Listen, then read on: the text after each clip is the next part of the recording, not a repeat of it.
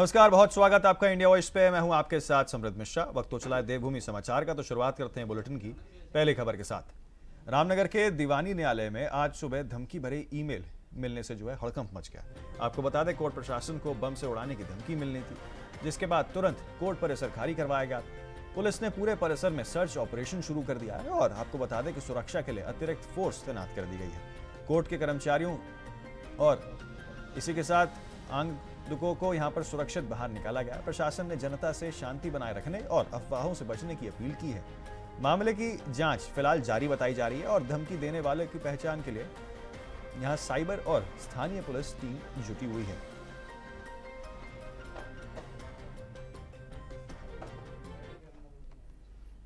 तो हल्द्वानी और रामनगर के कोर्ट परिसर में आज सुबह हड़कंप मच गया। नैनीताल डिस्ट्रिक्ट कोर्ट और हल्द्वानी सेशंस कोर्ट में बम से उड़ाने की यहां पर धमकी भरा ईमेल वो आया। इसके बाद कोर्ट प्रशासन ने तुरंत दोनों परिसर खाली करवाए। पुलिस ने पूरे क्षेत्र में सर्च ऑपरेशन शुरू कर दिया और सुरक्षा के लिए अतिरिक्त पुलिस फोर्स भी तैनात कर दी गई है। धमकी मिलने के बाद यहां पर डिस्ट्रिक्ट जज और कर्मचारियों की सुरक्षा सुनिश्चित की गई है। मामले की जांच साइबर और स्थानीय पुलिस टीम द्वारा की जा रही है। प्रशासन ने लोगों से शांति बनाए रखने की अपील की है।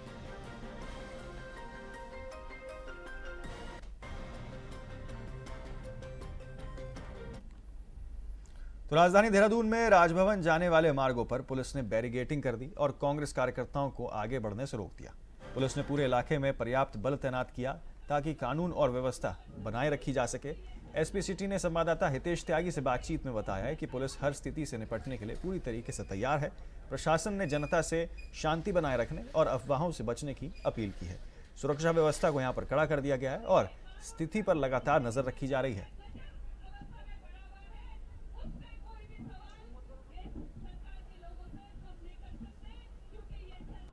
कांग्रेस का आज राजभवन कूच है और आप देख सकते हैं पुलिस का जो पूरा अमला है वो यहाँ पर है और लगातार देखिए जो सैकड़ों की संख्या में यहाँ पर पुलिस प्रशासन यहाँ पर मौजूद है। हमारे साथ मौजूद है एसपी सिटी साहब हमारे साथ मौजूद है। सर, पुलिस की क्या कुछ व्यवस्थाएं हैं, क्योंकि हजारों की संख्या में जनसैलाब कुछ कर रहा है? देखिए, अभी पर्याप्त मात्रा में हमारे द्वारा पुलिस फोर्स लगा दी गई है और जैसा आप देख रहे हैं कि पीछे बैरियर भी हमारे द्वारा लगा दिए गए हैं। तो अभी जैसे आएंगे तो फिर उनको पूरी दृढ़ता से और पूरी इच्छा शक्ति से पुलिस फोर्स को ब्रीफ किया गया है कि उनको रोकेंगे उनको, और किसी प्रकार से अगर कानून व्यवस्था का अगर कोई उल्लंघन करता है तो फिर उसको रोकना है सख्ताई से, पूरी दृढ़ता से। ये ब्रीफ किया गया पुलिस। सर, क्या भारी संख्या में पुलिस बल, पर्याप्त मात्रा में अपने पास इतना पुलिस बल है कि इस जो कूच है इसको रोक सके, क्योंकि कानून व्यवस्था सही रहे, सकारात्मक रहे, इसको लेकर? हाँ, बिल्कुल ठीक है। हमारे द्वारा जो है पीएसी का बल भी है और सिविल पुलिस का बल भी है, वो पर्याप्त मात्रा में लगाया गया है और सबको ब्रीफ भी कर दिया गया है कि पूरी अपनी दृढ़ता और इच्छा तक से उनको रोकेंगे। जी। प्रमोद सिंह एसपी हैं हमारे साथ मौजूद है, जिन्होंने साफ तौर पर कहा है कि पर्याप्त मात्रा में पुलिस बल है। और आप देखिए जो यहाँ पर पुलिस का जो पूरा अमला है वो हेलमेट लगाकर पूरी तरीके से तैयार है। कल से यहाँ पर तैयारी चल रही थी पूरे पुलिस प्रशासन की, और उन्होंने इस कूच को रोकने के लिए पूरी तैयारी यहाँ पर कर ली है। पर्याप्त मात्रा में पुलिस बल यहाँ पर मौजूद है। अब देखना यह है कि जो कांग्रेस का जो राजभवन घेराव है वो कितना सक्सेस होने वाला है, कितना सफल होने वाला है। कैमरा पर्सन हर्ष सुनियाल के साथ हितेश त्यागी, इंडिया वॉइस, देहरादून। आगे बढ़ते हैं अगली खबर की ओर। आपको बता दें कि रामनगर के किसान जगदीप सिंह और उनकी पत्नी काजल चीमा ने विदेश जाने का दबाव झेलते हुए भारत में रहकर खेती को व्यवसाय बनाया। करीब 5 साल पहले उन्होंने एप्पल बेर की खेती शुरू की थी, जो आमतौर पर गर्म क्षेत्रों में होती है। पंतनगर और रुद्रपुर में यहाँ पौधे मंगवाकर अपनी 2 एकड़ जमीन पर 250 पौधे लगाए।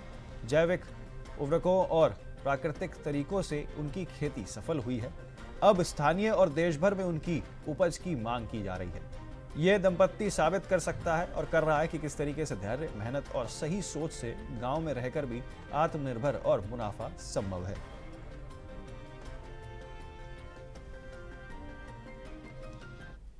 पिछले 4 साल से कर रहे हैं इसकी खेती, एप्पल बेर की।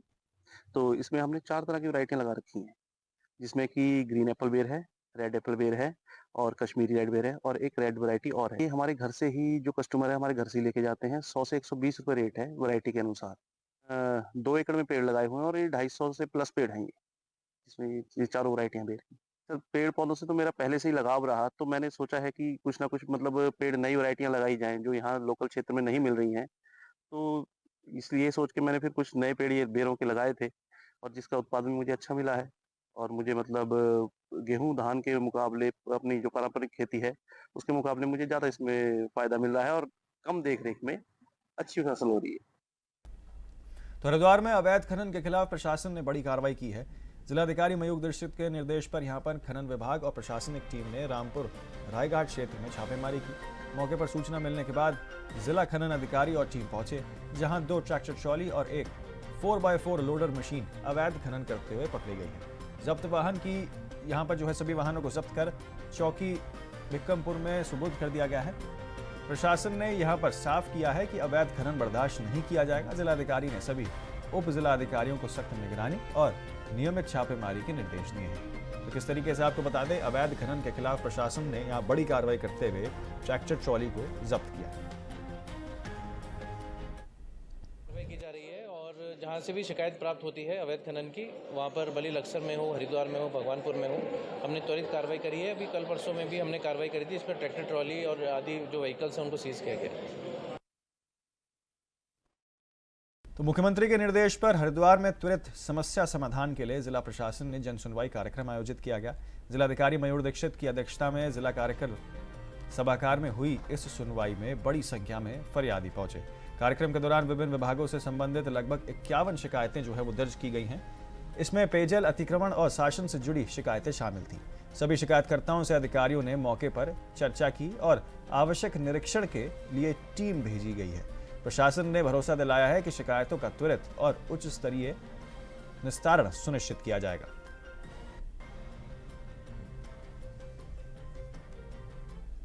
एक सोमवार को कलेक्ट्रेट में सभी डिपार्टमेंट के ऑफिसर्स के उपस्थिति में जन सुनवाई की जाती है और आज भी अभी तक 51 शिकायतें दर्ज की गई हैं और ये शिकायतकर्ता अभी आगे भी आएंगे। अब करीबन हम लोग पिछले कुछ महीनों से जो ये जन सुनवाई सोमवार ही कर रहे हैं, इससे निश्चित तौर पे जो समस्याएं हैं उनको निश्चित अवधि में सॉल्व करने का एक प्रयास किया जा रहा है। साथ ही चूँकि अधिकारी मौके पर ही रहते हैं तो वो भी अधिकारियों से संपर्क शिकायतकर्ता के हो जाते हैं और मौके पर आज जैसे कई शिकायतों में हमने अधिकारियों को आज ही भेजा है ताकि वो लोगों की समस्याएं जैसे अतिक्रमण की है, जल निकासी की है, कहीं पानी बिजली की समस्या है तो उसका आज ही निराकरण। तो पौड़ी में राष्ट्रीय ग्रामीण आजीविका मिशन के तहत महिलाओं को आत्मनिर्भर बनाने की दिशा में महत्वपूर्ण कदम जो है वो की जा रही है और महत्वपूर्ण पहल जो है वो भी की गई है। ब्लॉक मिशन मैनेजर विजय बिष्ट ने बताया कि यहाँ पर हिमोथान सोसाइटी के माध्यम से स्वयं सहायता समूह की महिलाओं के लिए आजीविका समर्थन के लिए मल्टीग्रेन प्रोसेसिंग यूनिट स्थापित की जा रही है। इस यूनिट में विभिन्न प्रकार के उत्पादन जैसे कि जैम, जूस, चटनी, शैम्पू आदि तैयार किए जाएंगे। महिलाओं को इन उत्पादन के निर्माण के लिए विशेष प्रशिक्षण दिया जाएगा। महिलाएं स्वयं इन उत्पादों का निर्माण कर स्थानीय बाजारों में बेचेंगे, जिससे उनकी आय में वृद्धि होगी और ग्रामीण क्षेत्र में रोजगार के नए अवसर पैदा होंगे। ये पहल महिलाओं को आर्थिक रूप से सशक्त बनाने की दिशा में एक महत्वपूर्ण कदम है। यहाँ पे जो पौड़ी विकासखंड पौड़ी के अंतर्गत जो स्वयं सहायता समूह बने हैं उसमें जो महिलाएं जुड़ी हुई है, यहाँ पे हिमोथान सोसाइटी के माध्यम से राष्ट्रीय ग्रामीण आजीविका मिशन के माध्यम से जो समूह की महिलाएं उनकी आजीविका संवर्धन के लिए यहाँ पे एक मल्टीग्रेन प्रोसेसिंग यूनिट लगाई जा रही है, जिसमें विभिन्न प्रकार के जूस, जैम, जेली, चटनी हो गया, आपका एलोवेरा जेल हो गया, इस प्रकार के हमारे शैम्पू हो गए, इस प्रकार के हमारे उत्पाद तैयार किए जाएंगे। साथ साथ में यहाँ पे एक मल्टीग्रेन जो आटा होगा और हम उसको बाजार में यहाँ पे विपणन करेंगे। तो फिलहाल एक बहुत छोटे से ब्रेक के लिए रुक रहे हैं। आप कहना चाहे बने रहें सिर्फ इंडिया वॉइस पर। ब्रेक के बाद जो है फिर एक बार आप सभी का बहुत स्वागत है देवभूमि समाचार में। आगे बढ़ते हैं बाकी खबरों के साथ। तो उत्तराखंड में बिगड़ती कानून व्यवस्था, अब महिला अपराध, भ्रष्टाचार जैसे मुद्दों को लेकर कांग्रेस ने भाजपा सरकार पर मोर्चा खोल दिया। कांग्रेस कार्यकर्ताओं ने लोक भवन का घेराव किया और सरकार की 9 साल की विफलताओं पर जमकर हमला बोला। वहीं भाजपा ने पलटवार करते हुए विपक्ष पर निशाना साधा। भाजपा प्रदेश महामंत्री दीप्ति रावत ने कहा कि कांग्रेस चाहे कितने भी प्रदर्शन करे, जनता उनकी बातों पर विश्वास नहीं करने वाली है और सिर्फ भाजपा नेताओं पर झूठे आरोप लगाकर भ्रम फैला रही है कांग्रेस। राजनीतिक टकराव के बीच राजधानी में सुरक्षा के कड़े इंतजाम भी किए गए हैं। देखिए, कांग्रेस मुझे लगता है कि अगर प्रदर्शन कर रहे हैं तो उनकी एक बात है, लेकिन उनको जनता तक अपनी बात को ले जाना चाहिए। जनता को ये समझना, भरोसा होना चाहिए कि जो वो कह रहे हैं वो सच कह रहे हैं। सबसे बड़ी बात है कि आज कांग्रेस कुछ भी कहे, कोई भी प्रदर्शन करे, जनता को उनकी बातों पर कतई भी कोई विश्वास नहीं है और ये विश्वास तोड़ने का काम कांग्रेस ने स्वयं किया है। आगे बढ़ते हैं। आपको बता दें कि ऋषिकेश के डोईवाला ब्लॉक की रानी पोखरी ग्राम पंचायत में राष्ट्रीय सेमिनार का आयोजन किया गया।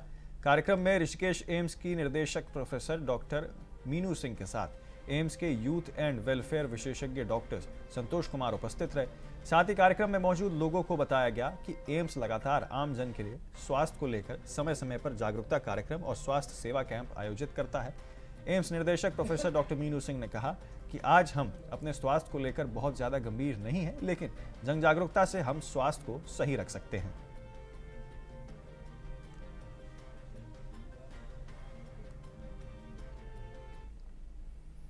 तो राजधानी देहरादून में कांग्रेस का राजभवन घेराव तेज हो गया है। राजभवन से कुछ ही दूरी पर पुलिस ने कांग्रेस कार्यकर्ताओं को रोक लिया। घेराव में पूर्व मुख्यमंत्री हरीश रावत, पूर्व प्रदेश अध्यक्ष प्रीतम सिंह और प्रदेश अध्यक्ष गणेश गोदियाल समेत पार्टी के कई सारे बड़े नेता जो हैं वो मौजूद रहे। इस दौरान पुलिस और कार्यकर्ताओं के बीच धक्का मुक्की की स्थिति भी जो है वो देखने को मिली है। देखिए।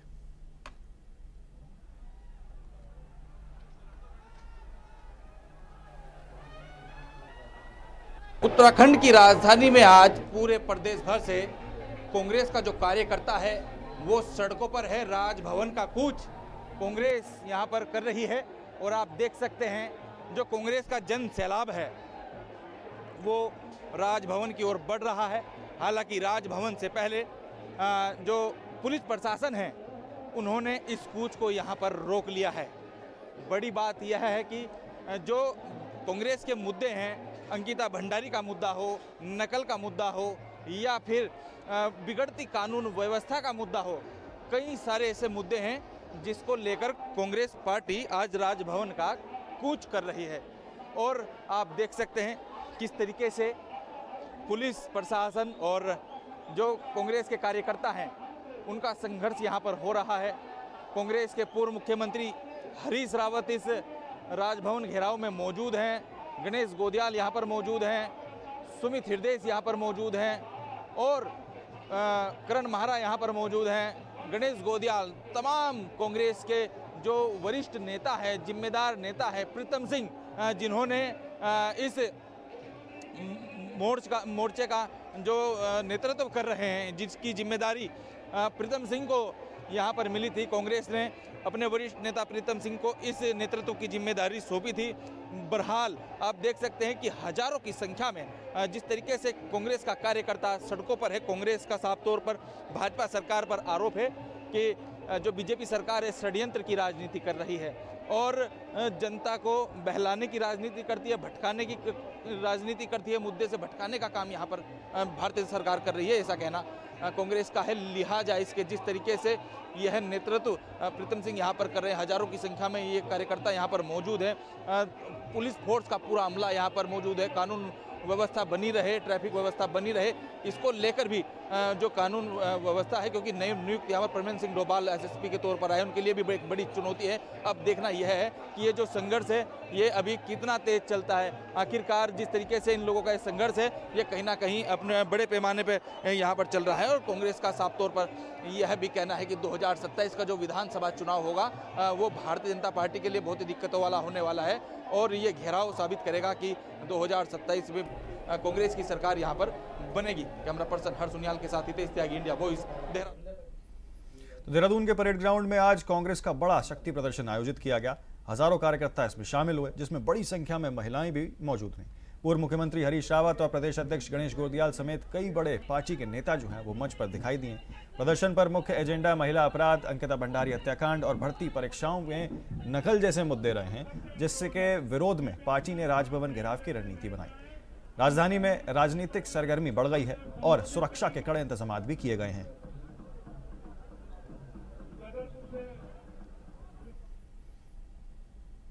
तो ऋषिकेश के चंद्रशेखर नगर में आज सुबह एक बर्तन की दुकान में सिलेंडर फटने से भीषण आग लग गई।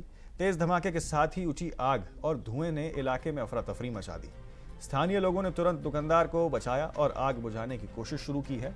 फायर ब्रिगेड की कड़ी मशक्कत के बाद आग पर काबू पाया गया, लेकिन दुकान में रखा पूरा सामान जलकर राख हो गया। गनीमत रही कि कोई हताहत नहीं हुआ। इस घटना में रिहायशी इलाकों में सिलेंडर सुरक्षा और सुरक्षा इंतजामातों को लेकर नए सवाल अब खड़े कर दिए हैं।